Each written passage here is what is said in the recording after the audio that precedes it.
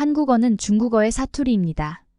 한글은 중국 한자를 따라 쓴 글인데 한글이 독보적으로 살아남는다니 굉장히 불쾌하네요.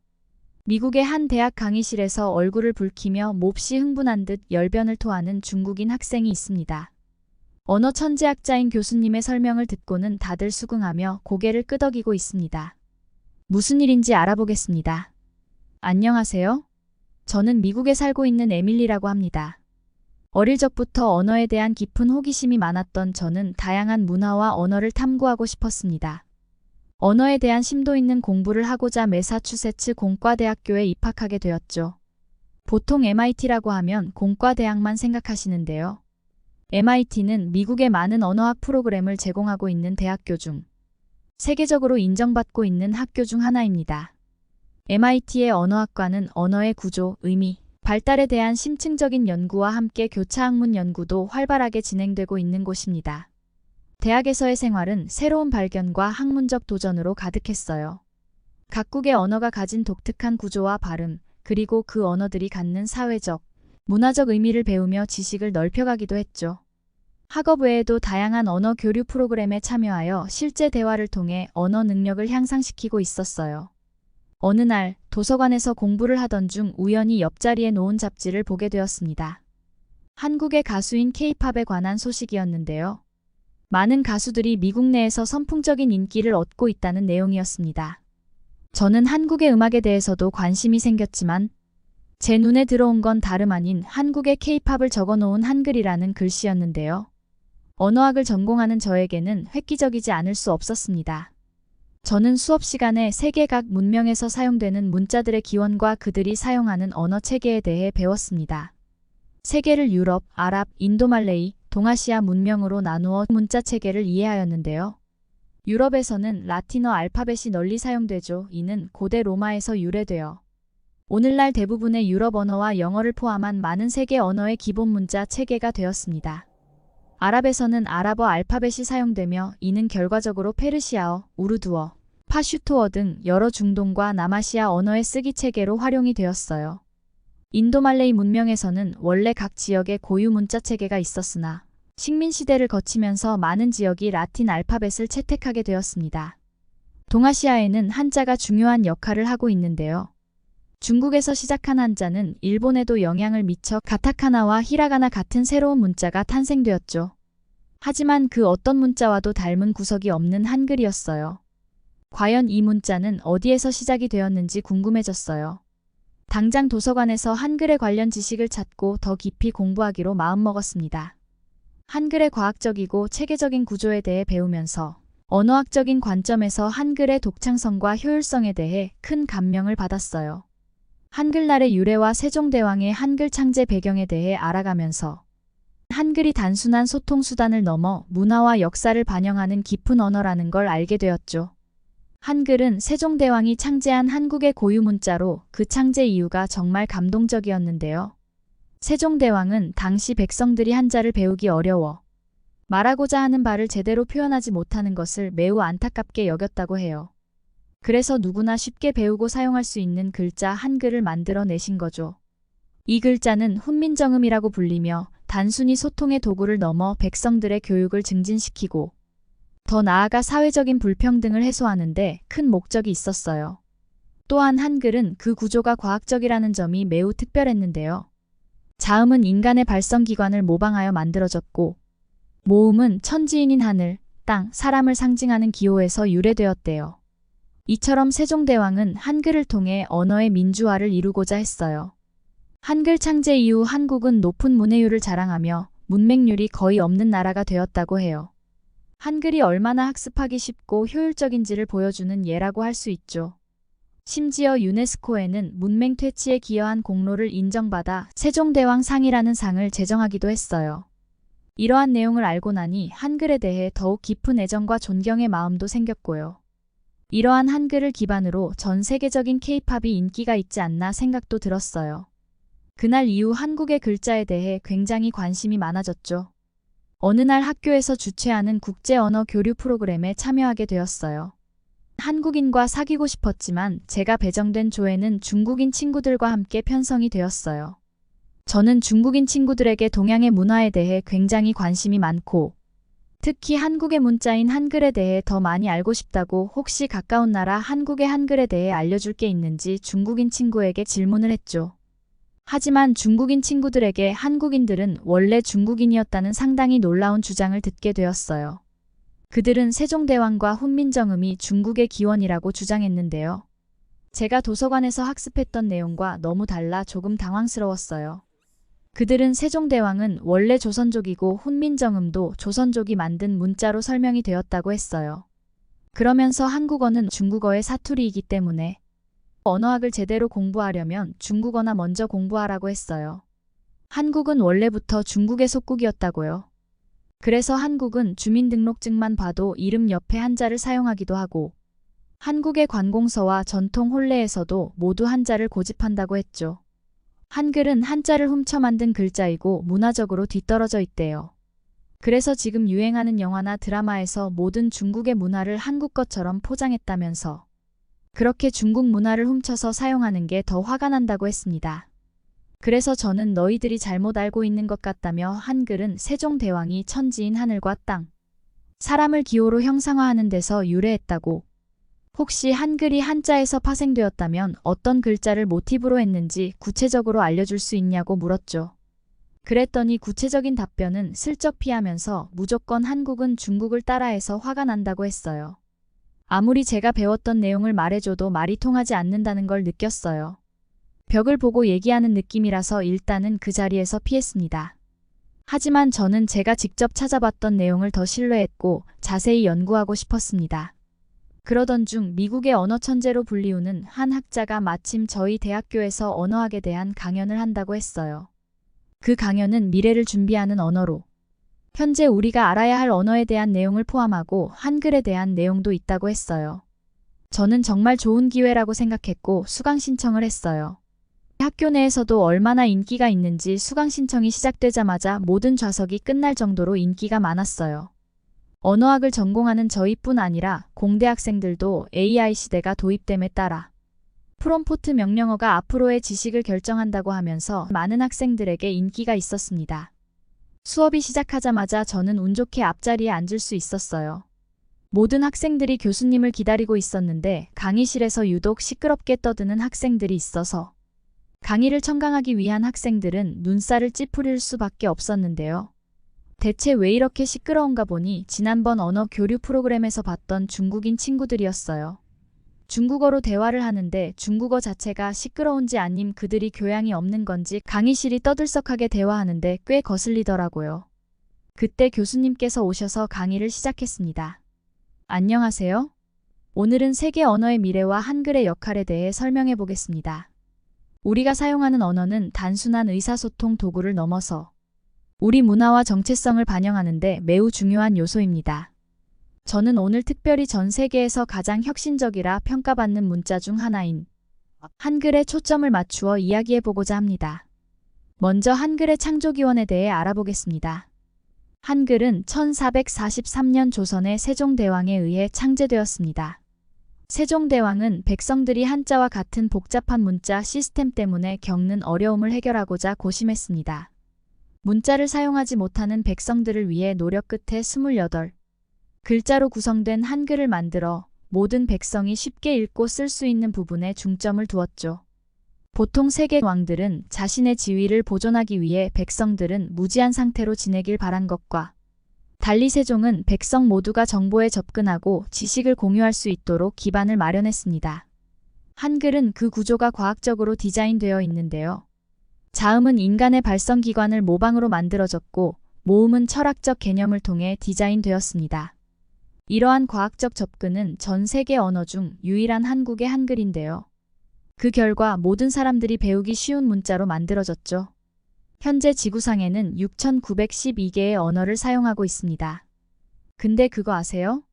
2050년이 되면 그중 상당 부분이 사라질 위험에 처해 있습니다.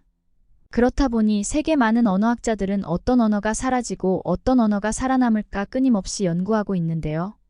놀랍게도 언어학자들의 결론은 2050년 이후 전 세계에서 살아남고 이끌며 주도할 수 있는 언어로 한글을 주목하고 있습니다. 일부 학자들은 한글의 움직임을 볼 때 한국어가 훗날 세계 공용어가 될 수 있다고 주장하는 전문가들도 꽤 많습니다. 그 이유에 대해 설명해 드리죠. 혹시 한국에 가본 학생들 계신가요? 한국의 모든 기관이 집중되어 있는 곳이 광화문입니다. 그렇기에 한국으로 여행을 가면 꼭 가보는 곳이 광화문인데요. 광화문에서 가장 눈에 띄는 것이 무엇일까요? 바로 세종대왕 동상입니다. 과학적인 한글을 왕이 직접 만들었다는 점에서 많은 외국인들이 관심을 갖습니다. 지금 전 세계에서 공용어로 사용하고 있는 언어가 무엇이죠? 바로 영어입니다. 영어를 표기하는 알파벳은 지중해 무역을 하던 페키니아인들이 효율적인 상업을 하기 위해 만들어졌습니다. 알파벳은 바로 백성들 스스로 만들어진 문자이죠. 그렇기에 지금 가장 많은 언어학자들이 관심을 갖는 것이 바로 한글과 알파벳입니다. 알게 모르게 두 문자는 공공연한 경쟁이 벌어지고 있습니다. 지금 현재는 영어가 우세합니다. 그렇기에 전 세계 모든 사람들은 영어를 배우기 위해 많은 노력을 하죠. 자존심 센 유럽인 프랑스와 독일도 불어와 독일어 외에도 영어를 기본으로 가르치고 있습니다. 이렇게 독보적인 존재인 영어는 평생 1인자로 자리할 것 같죠.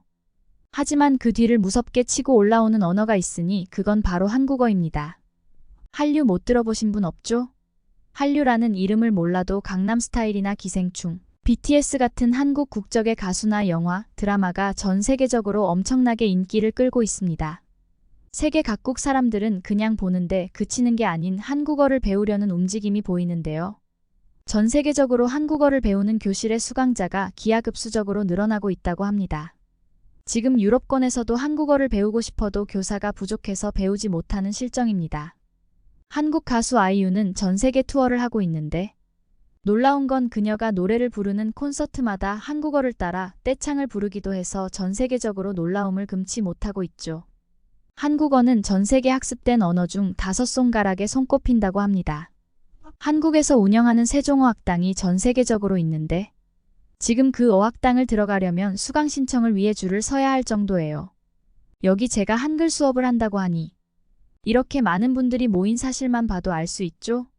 전 세계적으로 가장 떠오르는 학과는 다름 아닌 한국어학과라고 합니다. 한국어 능력 시험도 시험 응시 자체에 대기를 해야 할 정도이고요. 인도는 제2외국어가 원래 중국어였는데 전면적으로 한국어로 대체했다고 해요. 아시아, 유럽, 오세아니아, 아프리카, 아메리카 대국까지 전 세계적으로 이미 한국어 열풍이 어마어마하게 불고 있어요. 교수님의 강연을 하고 계신데 갑자기 손을 들고 질문을 하는 학생이 있었습니다. 바로 중국인 학생이었는데요.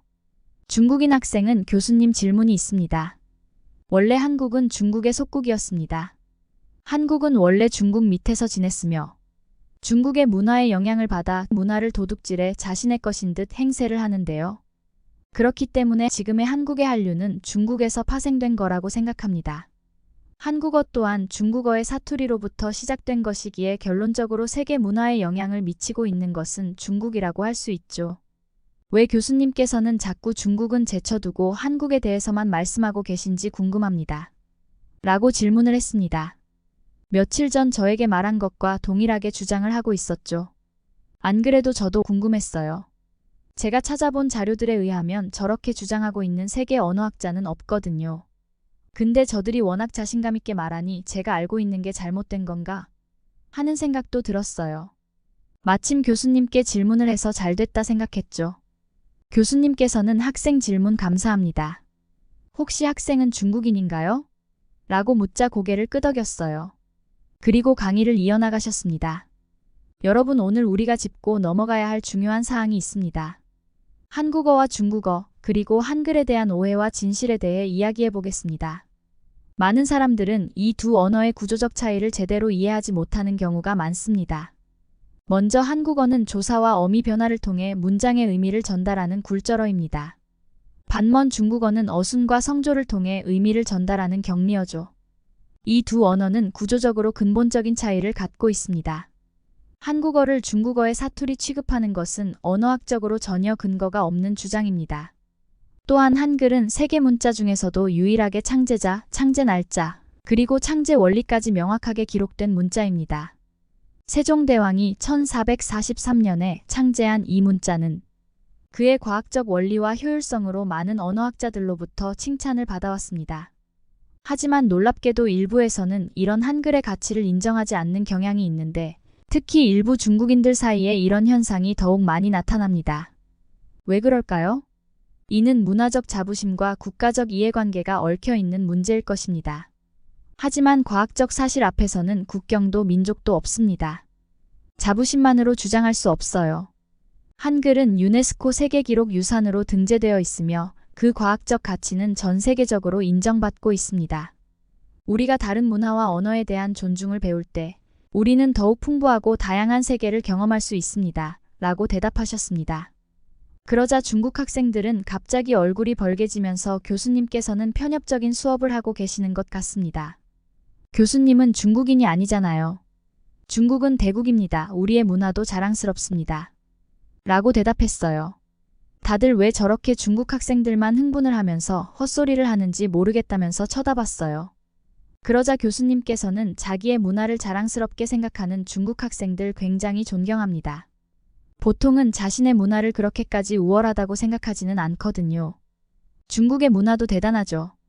하지만 제가 질문을 하나 하겠습니다. 왜 학생은 다른 나라의 문화를 인정하고 존중하는데? 그렇게 인색한가요? 세계의 대국으로서의 역할은 단순히 영토 크기에 있는 게 아닙니다. 바로 세계 공동체 내에서 존중과 협력의 정신을 발휘하는 것에서도 나타나야 합니다. 큰 땅을 가졌다고 모두가 대국이 될 수 있는 건 아닙니다. 진정한 대국이 되려면 다른 나라의 문화에 영향력을 행사해야 합니다. 한국이 작은 나라일지라도 그들의 문화가 세계적으로 얼마나 큰 영향을 미치고 있는지 한 번 더 알아보면 좋겠습니다. 서로의 다름을 인정하고 이해하는 것, 그것이 진정한 학문의 길입니다. 라고 대답하시자 강의실에서 학생들은 모두 박수를 치고 교수님의 말씀에 동의했습니다. 교수님께서는 프로젝트를 띄우며 강의를 이어나가셨는데요. 세계 언어학자들의 한글의 우수성에 대해 평가하고 있는 내용을 살펴보겠습니다. 벨기에의 언어학자 예토르 필름은 한글이 음소 문자와 음절 문자의 장점을 갖춘 세계 유일 문자라고 강조했고요. 미국의 생리학자이자 작가인 다이어먼트 교수는 한글은 글자와 소리가 1:1로 대응되는 세계에서 가장 과학적인 알파벳이라고 했습니다. 다음 슬라이드를 넘기며 일본의 동경 외국어대학의 언어학자는 한글이 세계에서 가장 발달된 음소문자라고 평가했는데 이는 한글이 갖는 탁월한 언어적 특성 때문이라고 주장했습니다. 유네스코에서 진행한 연구에서도 세계 문자 중에서 한글이 가장 높은 평가를 받았는데요. 이는 단순히 한국 내에서뿐 아니라 전 세계적으로 우수성이 인정받고 있음을 의미하는 대목입니다. 마지막으로 한글의 국제적 영향력에 대한 자료를 보내드리죠. 한국의 경제 성장과 더불어 한류 문화의 열풍으로 한글을 배우고자 하는 외국인에 대해 말씀드렸는데요. 표를 보시면 아시겠지만 한국어를 배우기 위한 열풍으로 미국 내에서도 유망한 직종이 한국어 교사라고 나와 있습니다. 한글이 단지 한국어를 표현하는 도구를 넘어 세계인들이 한국 문화를 이해하고 소통하는 수단으로 자리 잡고 있음을 보여줍니다. 오늘날 한글의 범위와 영향력은 계속해서 확장되고 있습니다. 한글이 세계 언어로서의 위치를 확고히 하는 것은 한국인뿐만이 아니라 전 세계인들이 주목해야 할 것입니다. 라고 말씀하시며 강의를 마치셨어요. 강의실은 교수님의 강의가 끝난 후에도 열기로 가득 찼습니다. 대부분의 학생들은 일어나 열렬히 박수를 치며 교수님의 강의에 감탄했지만 몇몇 중국인 학생들은 좌석에 앉아 불편한 기색을 감추지 못하고 있었어요. 그런 분위기 속에서 옆에 앉아있던 한 동양 학생의 눈시울이 붉어져 있는 걸 발견했어요. 그녀의 눈물은 이 모든 상황이 자신의 마음에 깊은 울림을 준 것 같았습니다. 단번에 그녀의 외모를 보니 중국인과의 생김새는 전혀 다른 세련미를 풍기는 게 딱 한국인처럼 보였어요. 저는 그녀와 친분을 쌓고 싶은 마음이 들었어요. 강의가 완전히 끝나고 모든 사람들이 강의실을 빠져나가기 시작할 때 조심스럽게 다가갔어요. 안녕하세요. 오늘 강의 정말 감동적이었죠? 라고 말하며 부드럽게 미소를 지었습니다. 그녀는 놀란 듯 눈을 크게 떴다가 곧 온화한 미소를 지으며 대답했어요. 네, 정말 그랬어요. MIT 학생이신가요? 라고 묻자 저는 고개를 끄덕이며 네, 맞아요. 저는 언어학을 공부하고 있는 에밀리라고 해요. 요즘 한글과 한국어에 너무 빠져서 제대로 배워보려고 이번 강의를 신청했어요. 한글에 대한 교수님 설명을 들으니 마음이 울컥한 마음이 들었어요. 라고 대답하자 그녀는 저는 한국에서 온 수진입니다. 수학학과에 재학 중이에요. 교수님은 워낙 세계적인 언어 천재로 불리시는 분이잖아요. 마침 한글에 대한 강연을 하신다고 해서 외국 천재는 한글을 어떻게 해석할까 궁금해서 수강 신청을 했어요. 오늘 강의를 들으며 정말 많은 생각이 들었어요. 특히 한글의 국제적인 인정에 대해서는 많이 몰랐거든요. 조심스럽게 대답하자 서로 공통점을 발견한 듯한 느낌이 들어 자연스럽게 대화가 이어졌어요. 우리는 강의실을 나서며 계속해서 한글과 한국 문화에 대해 얘기를 나누었고, 저는 수진이와 친해지고 싶은 마음이 들어 커피를 한 잔 더 할 수 있냐고 물었죠. 그녀는 활짝 웃으면서 제안을 받아들였어요. 그렇게 수진이와는 대화도 잘 통하면서 친한 친구 사이가 되었어요. 우리는 캠퍼스 내에서도 자주 만나고 개인적인 친분을 쌓아갔고, 수진이를 알게 될수록 한국어와 한국 문화에 대해 더 알게 되었고요. 한국어를 배우면서 처음 접해보는 언어라 어려움도 많았는데요. 수진은 그런 저를 도와주면서 제가 한글을 배우는데 도움을 주며 이렇게 빠르게 배우는 사람은 처음 본다고 저를 칭찬해줬어요. 한글을 배우면서 언어학 과제를 통해 한글의 과학적인 면모를 더 깊이 연구하기로 결정했어요. 수진의 도움으로 복잡하고 어려운 학술 자료도 쉽게 이해할 수 있었고, 그 결과 학기 말 과제를 성공적으로 완성할 수 있었습니다. 그 과정에서 한글의 구조적 우수성과 효율성을 더 깊이 알게 되었고, 이를 토대로 저의 과제는 학문적으로 탄탄한 해석과 논리를 담게 되었어요. 매우 엄격하기로 소문난 교수님조차도 저의 과제에 깊은 인상을 받으셨다며 학과에서는 유일하게 A 학점을 주셨어요. 친구들은 다들 저에게 한글을 제대로 공부해 볼 걸 그랬다고 부러워했고 저는 너무 기뻤어요. 모든 성과가 수진의 도움이 없이는 불가능했을 것임을 알고 있었어요. 저는 수진에게 감사함을 표현하기 위해 특별한 저녁 식사를 준비하기로 했어요. 수진이 좋아하는 한국식 식당을 예약했고, 제가 예약한 곳은 미국의 한 도시 한복판에 자리한 식당인데, 특별한 이 식당은 서울의 번화가를 그대로 재현해 두어서 미국 내에서도 인기가 아주 좋아요. 인테리어도 한국 그대로 꾸며져 있었고, 한국식 포장마차에서 볼 수 있는 의자와 테이블, 심지어 간판까지도 한국어로 쓰여 있었어요. 더 놀라운 것은 이곳에서는 현금 결제 시 할인 혜택을 제공하고 팁을 받지도 않으니 미국인들에게 선풍적인 인기를 끌고 있었어요. 저와 수진도 이 분위기에 흥분을 감추지 못하며 자리에 앉았는데요. 메뉴판은 한국의 대표적인 요리들로 가득 차 있었고 저희는 갈비, 떡볶이, 그리고 해물파전을 주문했어요. 주문을 마친 후 수진은 주변을 둘러보면서 눈을 반짝였어요. 와, 여기 한국과 정말 똑같아. 미국에 이런 곳이 있다니 마치 한국 서울에 온 것 같은데. 저는 수진의 반응에 웃으면서 진짜 잘 만들었지? 한국이 이런 곳이구나. 근데 한국은 팁 문화가 없어? 어떻게 팁이 없을 수 있냐고 묻자. 수진은 한국은 팁도 없고 반찬도 서비스가 많아서 좋다고 말하며 외국은 그런 걸 다 내야 하니까 한국 문화에 젖어 있던 수진으로서는 조금 아쉽다고 했어요. 수진에게 한국과 미국 생활을 비교하며 듣는 건 너무 재밌었어요. 그리고 저는 식사를 하면서 수진에게 고마움을 표현했어요. 네 덕분에 이렇게 좋은 성적을 받았다고 작은 감사의 표시라고 생각해달라고 했죠. 수진은 내가 무슨 도움을 줬다고 너의 한글에 대한 열정을 보면서 한국인인 내가 봐도 대단하다고 느꼈고 오히려 그런 열정이 수진이에게는 도움이 되었대요.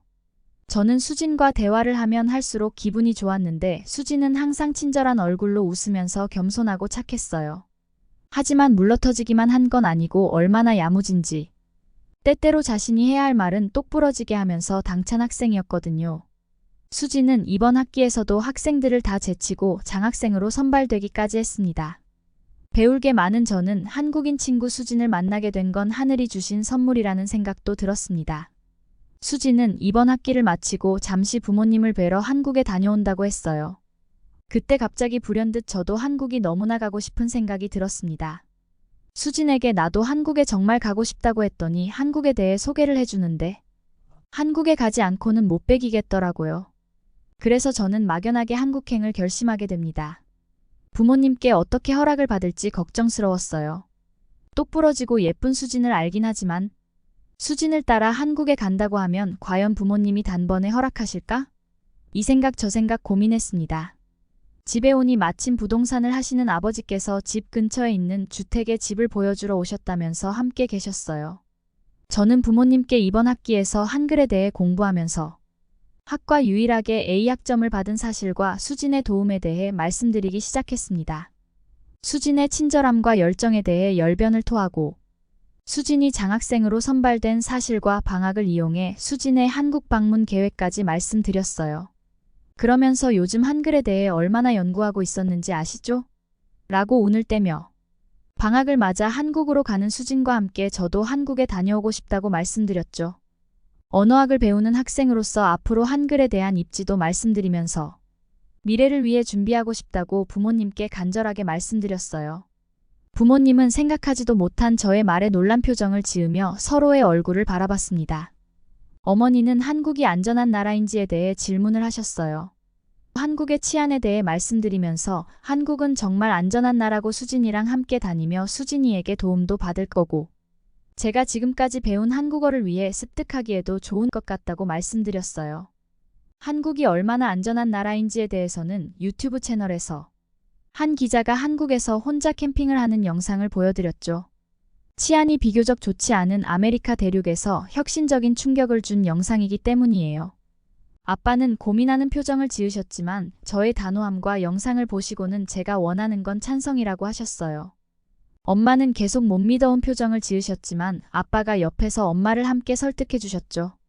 그러더니 한국은 문화도 풍부하고 역사적으로 많이 배울 수 있는 나라니까. 우리 에밀리가 더 많이 성장할 수 있는 좋은 기회가 될 수도 있겠네. 단 모든 계획을 준비해서 공유하고 상의해야 하고 한국에서도 지속적으로 통화하면서 안전수칙을 지키면서 다녀와야 한다고 신신당부하셨어요. 저는 하늘을 날 듯이 기뻤어요. 수진에게 당장 전화를 해서 소식을 알렸고 스스로 계획을 세우고자 모든 정보를 총동원하기 시작했어요. 한글을 배우면서 한국을 꼭 가보길 꿈꿨는데 그 꿈이 실현될 수 있는 거죠. 한국인 친구 수진에게 도움을 받으면 여행이 더욱 특별할 것 같아요. 저는 한국의 문화, 역사, 음식에 대해서 더 깊이 알아보기 위해 책을 읽고 유튜브를 시청하며 시간을 보냈어요. 여행 일정을 짜는데 한글 박물관이 제일 궁금했어요. 한국어를 배우면서 익혔던 기초적인 표현들을 여러 사람에게 사용할 기회를 갖게 될 생각을 하니 가슴이 두근거립니다. 저는 전통시장을 방문해 직접 먹어보고 싶은 음식들의 목록도 작성했고 한복을 입고 경복궁을 거닐며 사진을 찍는 상상을 하기도 해요. 한국의 안전에 대해서도 준비했는데요. 세계에서도 안전한 나라로 알려진 한국이지만 혹시 모를 사태에 대비해 여행자 보험에도 가입하고 비상 연락망을 작성하면서 세심하게 준비했어요. 부모님께 준비와 계획을 모두 공유해드려 안심하셨고 전폭 지지해주셨습니다. 이제 다음 주면 한국으로 갈 예정인데요. 한국에서의 생활은 저에게 어떤 경험을 가져다 줄지, 인상적인 사람들과 만날 수 있을지 생각만으로도 가슴이 벅찹니다. 한국에서의 여행을 생각하면 가슴이 두근대서 잠이 안 와요. 한국 여행을 다녀와서 얼마나 많은 경험을 했는지 사연을 또 남기겠습니다. 이상 에밀리 씨의 사연을 들었습니다. 한글의 우수성은 누구나 아는 사실이지만 앞으로의 세계적인 위상이 더해진다고 하니 한국인으로서 가슴이 두근댑니다. 세종대왕님께 정말 감사드리며 오늘 사연 마치겠습니다. 사연이 마음에 드셨다면 좋아요와 구독 잊지 마시고요. 감동포착이었습니다. 감사합니다.